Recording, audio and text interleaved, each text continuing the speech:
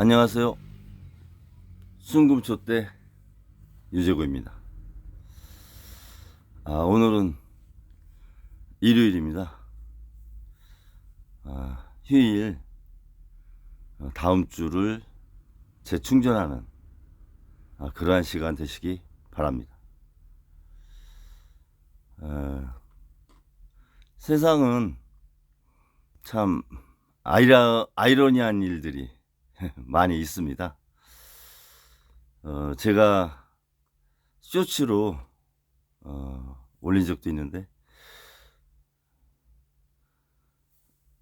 대학에서 경제학을 강의하시면서 주식 투자는 이렇게 하면 성공한다라는 책을 내서 돈을 많이 벌으신 교수님이 그 벌은 돈을 가지고 주식 투자를 했는데 전부 다 손해를 보는 그런 게 좀 아이러니한데요. 그게 또 현실입니다. 또 저희 지금 최근에 일어나는 현상을 보면 또 알 수 있죠. AI 시대를 많이 얘기합니다. 그런데 그 대학교 입시 상황을 보면 과학계, 이공계 쪽보다는 의료계 쪽을 많이 지원하시고, 경쟁률도 의료계 쪽이 높죠. 그러한 현상, 인간의 심리는 참 경제학 측면에서 어려움이 있죠. 해석하기가.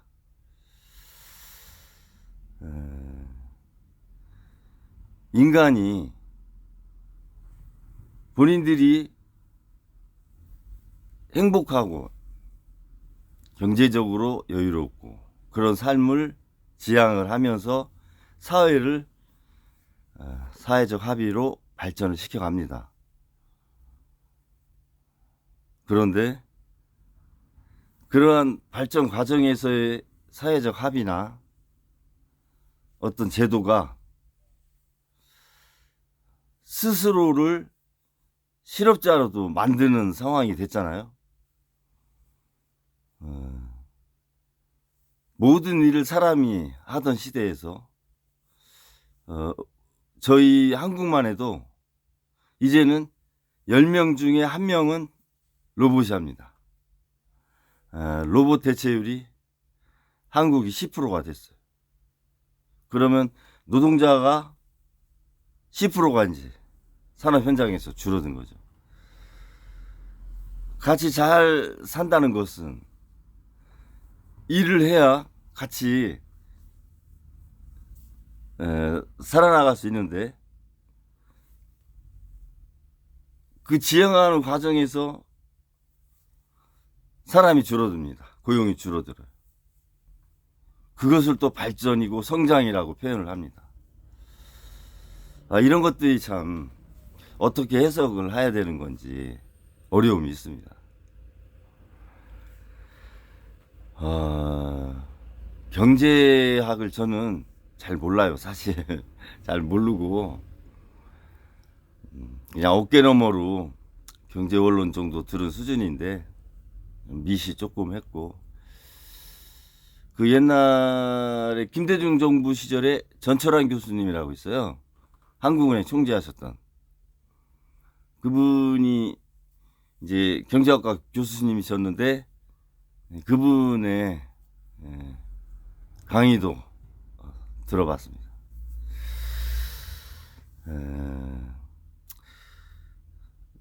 제가 볼 때 경제학은 또는 경제는 출발이 희소성입니다.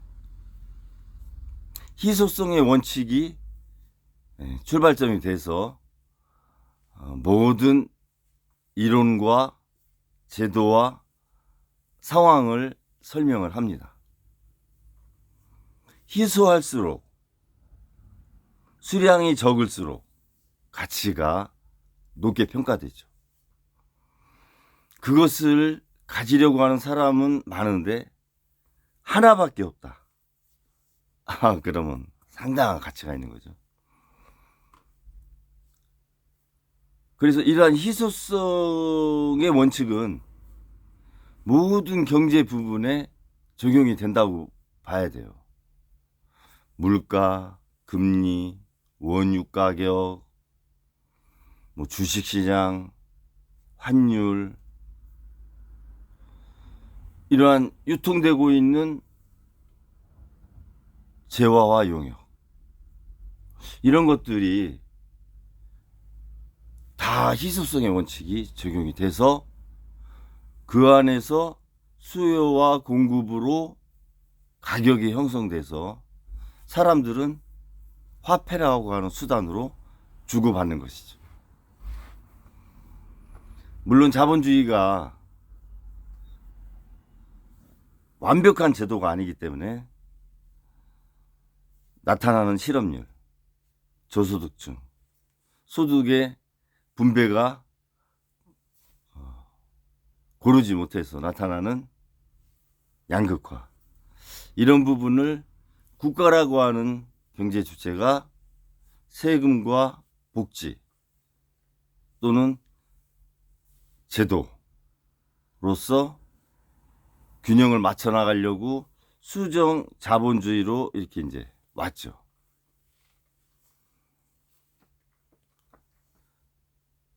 그런데 지속적으로 기업들은 인간의 역할을 줄이고 있어요. AI 시대가 그런 것들을 더 가속화하죠. 노동력의 감소, 고용 없는 성장으로 치닫습니다. 그러면 경제 주체 중에 가장 밑에 있는 가게와 가게를 구성하는 대다수의 국민들은 과연 부가가치를 어떻게 창출할 거냐, 이러한 물음표를 가질 수 있어요. 로봇이 대체되고 AI가 발전해서 사람이 해야 될 일을 AI가 대체제로 자리 잡으면 그것을 만든 기업은 부가가치를 창출하고 국가에 세금을 내서 국가는 재정이 생기는데, 그것을 구매할 소비자들은 부가가치를 어디서 창출해야 되냐는 거죠. AI를 사야 될 돈이 있어야 되잖아요. 그러한 숙제가 남는다는 거죠, 과제가.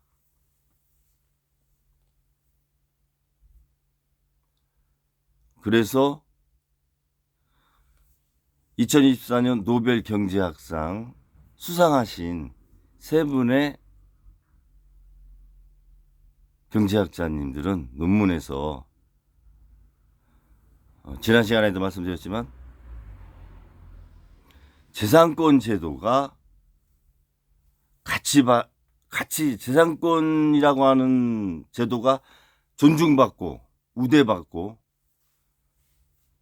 존중되는 사회, 그런 사회가 또는 국가가 발전하고 지속적인 성장을 하더라. 그 말은 사회적 약자가 구매할 수 있는 구매력이 보장되는 사회와 국가라고 하는 베이스를 깔고 있는 겁니다. 그러려면 어떻게 해야 돼요? 보편적 사회, 보편적 국가가 돼야 돼요. 중산층이 확대되는 사회. 결국은 희소성의 원칙에 의해서 희소성 있는 가치를 창출합니다. 기업은 부를 창출해야 되기 때문에 그것이 재화든 용역이든 가치든 그것이 문학일 수도 있고 예술일 수도 있습니다. 희소성이 있는 것들을 모든 산업 분야에서 지속적으로 창출을 하려고 노력을 해요.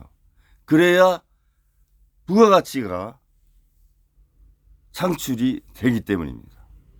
기존에 나왔던 것들은 희소성이 없어지죠. 왜? 대량 생산의 시대이기 때문에. 또 물류도 발달됐기 때문에. 가치가 떨어집니다. 그러면 더 이상 발전할 수 없기 때문에 지속적인 희소성의 가치가 있는 재화와 용역 모든 산업 분야가 창출을 해나가는 겁니다. 영화 산업도. 유통시장도 마찬가지입니다. 그 하나가 유튜브죠. 본인 스스로 방송국이 되는 거 아닙니까? 각자가 방송국이다. 참 생각하지 않았던 그런 가치죠.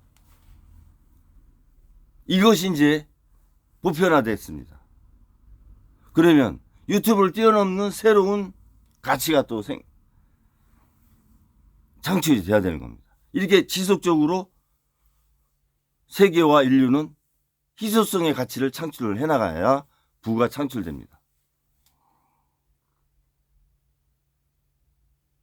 그런데 그 과정에서 수정자본주의로 소득의 불균형이 이루어지지 않는다는 거죠. 그러면 소득의 불균형을 어떻게 해결할 거냐. 보편적 사회, 보편적 국가가 돼야 된다라고 세 분의 경제학자는 제시를 하는 겁니다.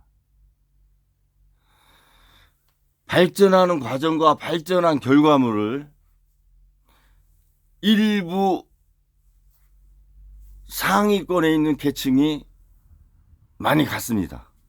그것들을 중산층과 소비를 하려고 하는 구매자들한테 배분이 되는 그런 제도, 과정, 시스템이 있어야 된다는 거죠.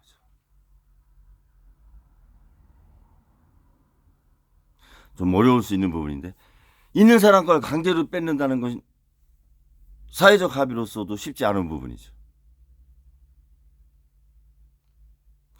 그래서 제도적으로, 사회적으로 그러한 것들이 자연스럽게 부의 배분이 이루어지는, 그래서 중산층이 두터워지고 하위 계층이 적어지는 그러한 사회가 돼야 국가가 지속적으로 발전하고 사회도 성장한다. 이렇게 제시를 하는 겁니다.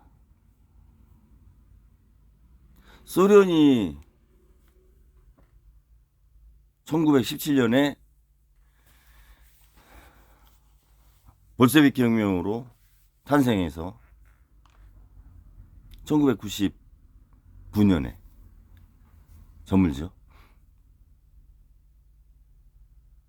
중국도 지금의 사회주의, 공산주의에서 자본주의가 이제는 많이 스며들었지 않습니까? 여러 분야에, 특히 산업 분야에, 금융. 그래서 붕괴되지 않고 강력한 중앙 집권적 사회주의지만 유지해 나가는 거죠. 재산권이 보호되기 때문입니다.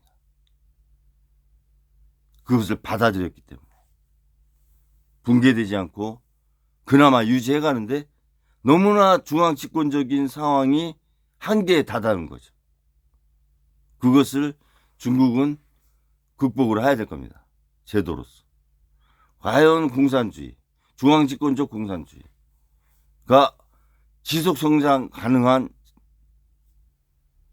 사회냐 라고 하는 부분에 고민할 겁니다. 그래서 우리 정치권과 경제권에서도 이러한 보편적 사회, 보편적 국가를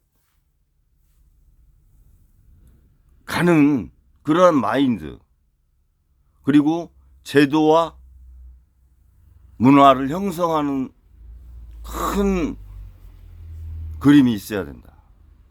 그래야 양극화를 해소하고 보편적 사회 국가로 갈 수 있다. 구매할 수 있는 국민들이 많아지는 사회. 그랬을 때 국가가 성장한다는 거죠. 기업도 성장하고. 어떻게 보면 당연한 얘기죠. 당연한 얘기지만 경쟁이라고 하는 구도가 있기 때문에 그게 또 쉽게 자리 잡지 못하는 거예요. 그래서 새로운 경제 이념, 경제의 학설, 이런 것들을 우리나라도 제시를 좀 하고 방향을 잡아야 된다. 경쟁에서 도태되면 그냥 산업구조 조정이라고 하는 그러한 테두리로 해석을 해서는 함께 갈 수 없어요. 너무 양극화가 되면 밀란이 일어나는 겁니다. 그러면 국가 존립의 위기를 맞는 겁니다. 왜? 밀란이 있는 국가는 이미 세계화가 됐기 때문에 금융시장이 우리나라가 1992년에 됐지 않습니까? 그때부터 외국 자본이 들어왔어요. 그 들어왔던 외국 자본이 다 빠지면 국가 경제가 흔들립니다. 이러한 세계화가 된 상황에서 우리만 그냥 잘 살 수 있다? 그건 어려운 거죠. 특히 우리같이 무역 의존도가 높은 나라는.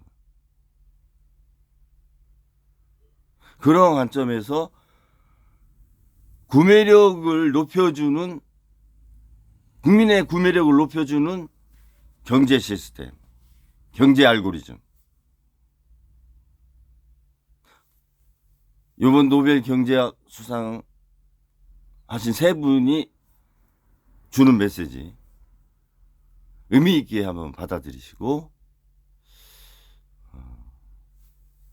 구현해 나가야 된다. 저도 그렇게 봅니다. 어제 제가 쇼츠를 하나 올렸는데요.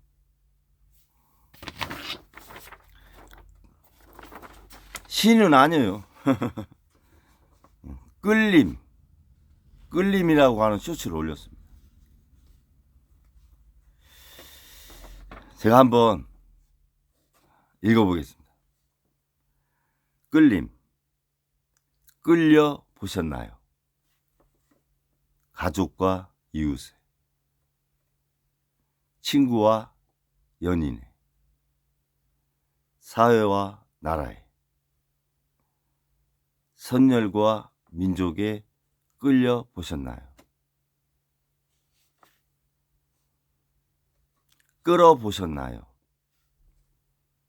청소년 가장에, 홀로 된 노인에, 사회적 약자에, 넘어진 동료에, 뒤처진 이웃에, 소외된 기업에,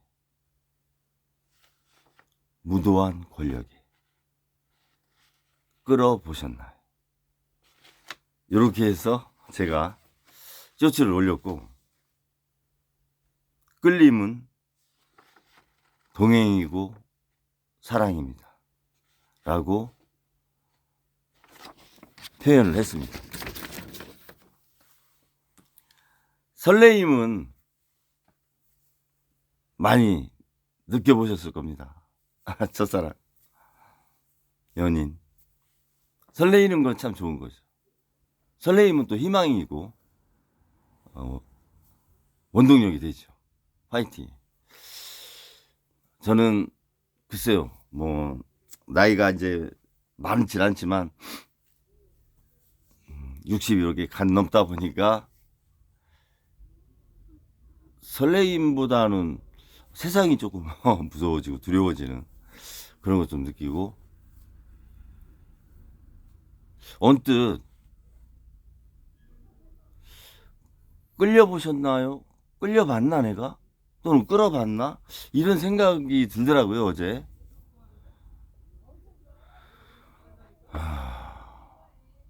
물론 마케팅에 푸시 마케팅, 풀 마케팅이 있습니다. 소비자를 내가 끌어당길 거냐, 아니면 소비자에 맞출 거냐.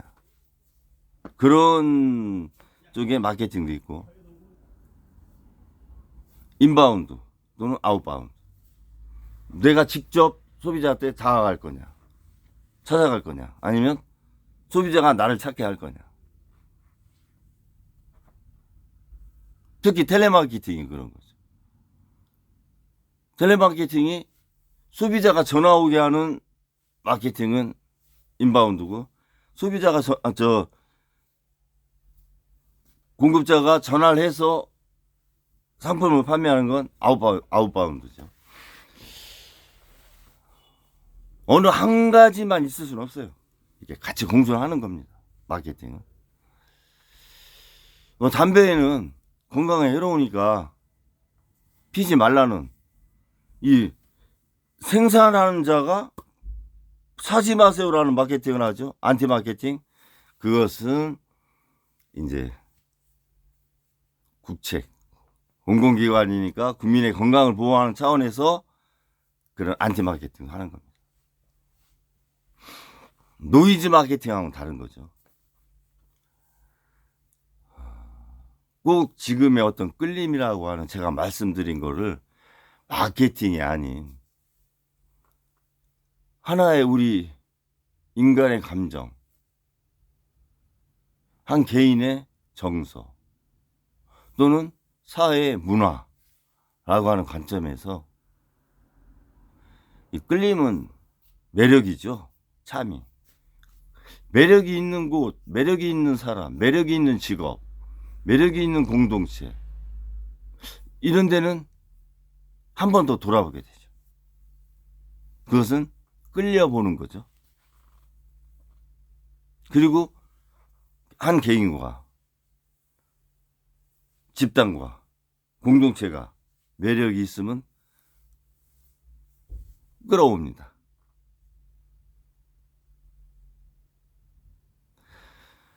지금 정치권은 국민들을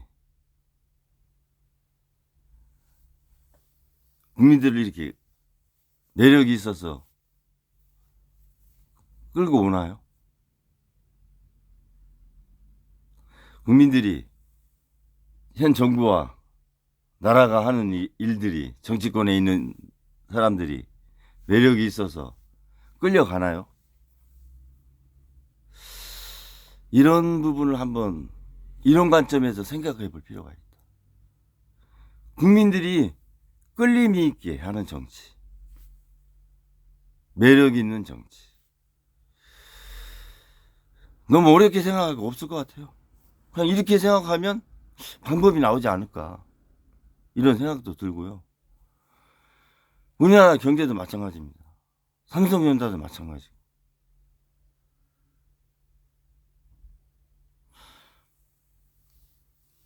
과연 우리나라의 지금 경제 제도나 시스템, 나라에서 하는 경제 정책, 이런 것들이 국민이 이렇게 매력이 있어서 다가가는지, 그 경제를 담당하시는 분들이 국민을 이렇게 끌어올 수 있을 정도의 매력을 갖고 있는지 한번 돌이켜 생각해 볼 필요가 있다. 수출이 5분의 1 토막이 나고, 자영업자가 어렵고, 고금리에 고물가에 이제 원유 유가까지 잠깐 움직이는 상황. 전쟁은 두세 곳에서 두 곳 막 이렇게 일어나고 있고, 정치는 극단으로 치닫고 있고, 이런 것들을 너무 어렵게 접근하지 말자. 이런 상황을 설레임으로 접근할 수는 없잖아요. 설레이세요? 설레이진 않잖아요. 설레임으로 접근하는 건 어렵다. 끌림이라고 하는 하나의 정서로, 문화로 정치와 경제가 겪고 있는 어려움, 삼성전자도 마찬가지입니다. 본인들이 매력이 있는 기업이냐 지금 그거를 한번 되돌아 볼 필요가 있다. 그렇게 해서 문제를 접근해서 해답을 찾아 나가면 좋은 방안을, 대안을 찾지 않겠느냐. 사회적 합의를 이뤄가는 과정도 이러한 끌림의 정서와 문화로 사회적 합의를 해나가면 우리가 지금 겪고 있는 갈등과 다툼이 좀 적어지면서 사회적 비용이 낮아지면서 좋은 합의점을 찾을 수 있지 않겠느냐. 이런 생각이 많이 듭니다. 일요일이라 오늘은 제가 삼성전자가 이건희 회장이 1974년부터